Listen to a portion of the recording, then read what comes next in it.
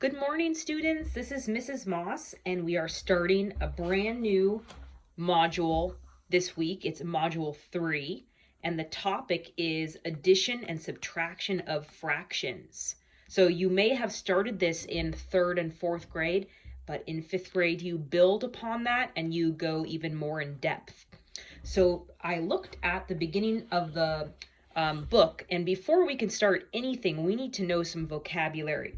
So please take out your math spiral pencil and you're going to copy me. So first put your date as usual. I'll just write date, but you guys actually write the date. And then our title is Fraction Vocabulary.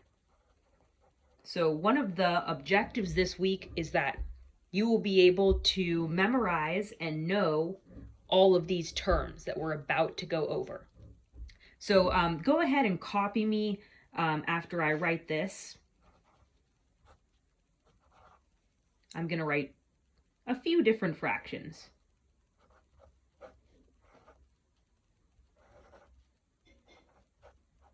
Okay, go ahead and copy what I just wrote. So I just wrote 3 fractions. I wrote 3/5, 37 halves, 2 and 3/4. So pause the video if you need more time to copy, because I'm about to talk about vocabulary. Okay, let's continue. So all of these are fractions, all of them. I'm just going to circle that word and put a little arrow towards all of them. Okay, but they have different terms. When you have, let's begin with this one. So this top number, you may already know this term, is a numerator. Let me see if I can make this bigger for you. I'm going to try to zoom in. That's better. Okay, so this top number is the numerator. So please copy me. Numerator. That's the top number. Say it in your house. Numerator. The bottom number is called the denominator. Denominator.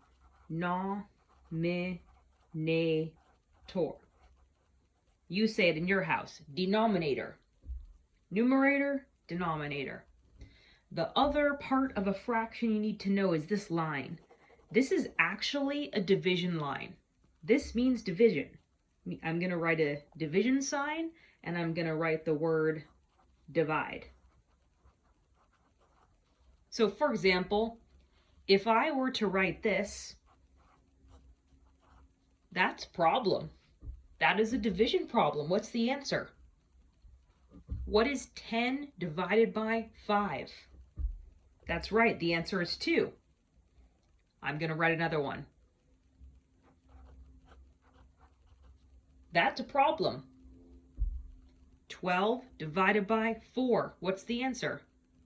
Very good, 3. Okay, so that's why it's important to know that this fraction line actually means division.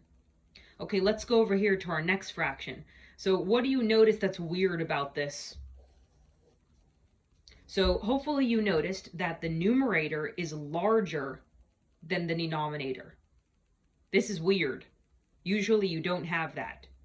So this is called an improper fraction because it's not proper. It's improper. This number is larger. So I'm going to label it down here. Improper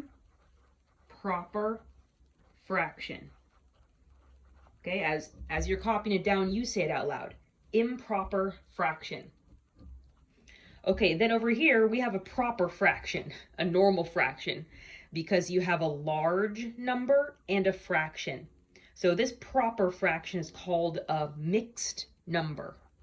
Mixed number.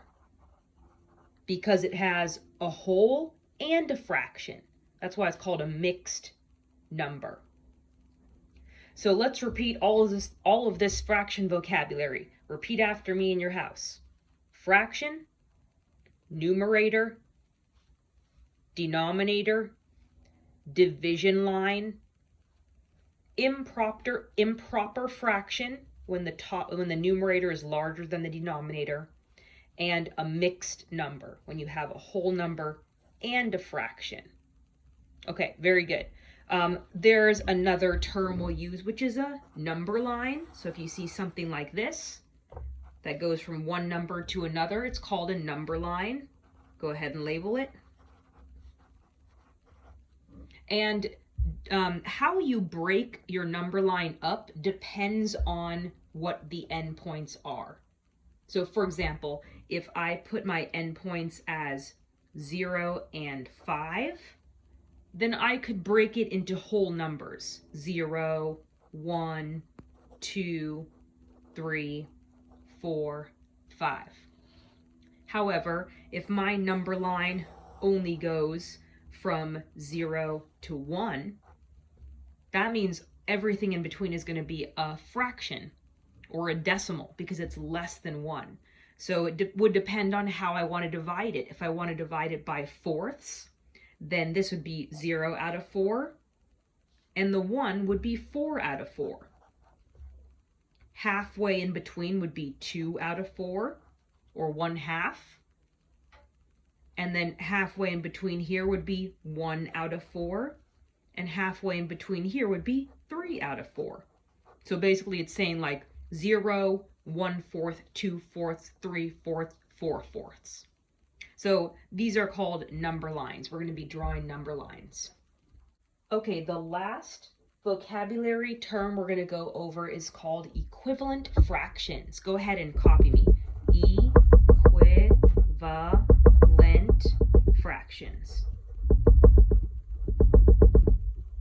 Equivalent fractions means there are 2 or 3 or 4 or 5 fractions that are exactly the same. Okay? For example, here's an example. If I were to draw a circle and then I split it in half and I shade in one of them, this would be 1/2. Go ahead and copy me. And now I'm going to do another circle. Only I'm not going to split it into halves. I'm going to split it into fourths. And I'm going to shade in this exact same amount. So how many fourths did I shade in? These are 1, 2, 3, 4. That's right, I shaded in 2. So I would put 2 as my numerator, and it's out of 4 because there's 4 total fourths. Same thing over here. I put the 1 here because I shaded in 1, but there are 2 halves. So the 2 goes down there. So these are equivalent fractions. So I can put an equal sign because, as you can see, this is exactly the same amount as that. They are called equivalent fractions. So these are equivalent fractions. Okay, let's do one more. I'm going to do 6.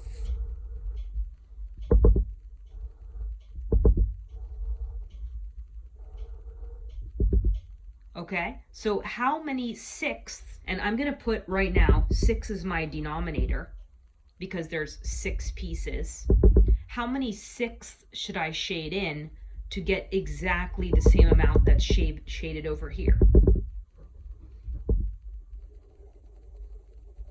So if you said 3, you were correct. 1, 2, 3 would make half of a circle. So I'm going to write 3 as my denominator, and I can put another equal sign. Okay, this equals this equals this. You may start to see a pattern. You can start to now figure out equivalent fractions without even drawing them. So notice a pattern.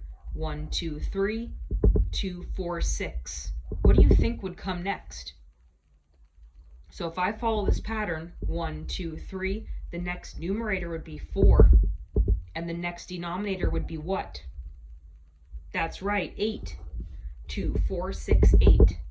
And if you are in doubt, if you're like, I don't know about that, I will draw it for you. Let's see if I can draw correctly the right number of lines. Okay, let me make sure I drew 8. 1, 2, 3, 4, 5, 6, 7, 8. Yes. Okay, and then I'm going to shade in half. How many did I color in? That's right, 4. So we're correct. Let's guess one more. What would be the next equivalent fraction? If you said 5/10, you are correct. So that's just an example of an equivalent fraction. And you don't have to write in order like this. I could say that 1/2 is equal to 5/10. So any of these are equal. I could say 2/4 is equal to 4/8. They're all equal. They're all equivalent fractions.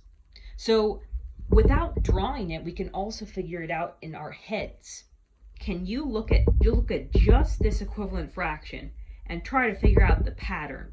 What did we multiply to get the second fraction? So 1 times what is 5? So that's right, 5.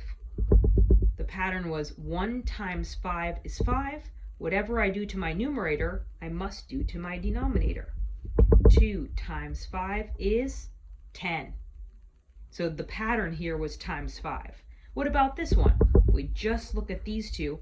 What's the pattern? How do you get from the 4 to the 8? How do you get from the 2 to the 4? You have to use multiplication. Do you see the pattern? So the magic answer is 2. 2 times 2 is 4. Whatever I do to the numerator, I must do to the denominator. 4 times 2 is 8. So that's how you can find any equivalent fraction. Like if I just give you a random number, I'm going to give you 2/3.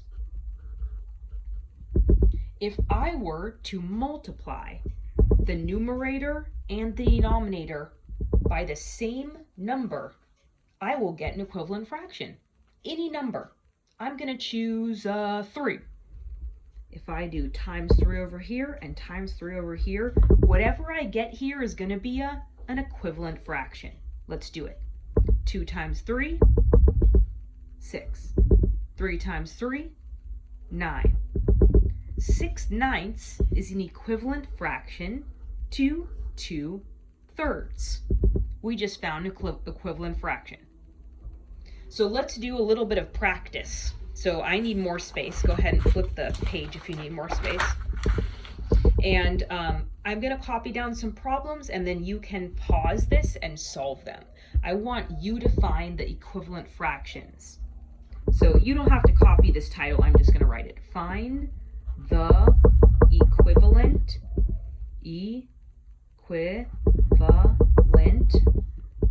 fraction. Okay, so let me write this really fast, and I'll have you pause it and you can copy it down.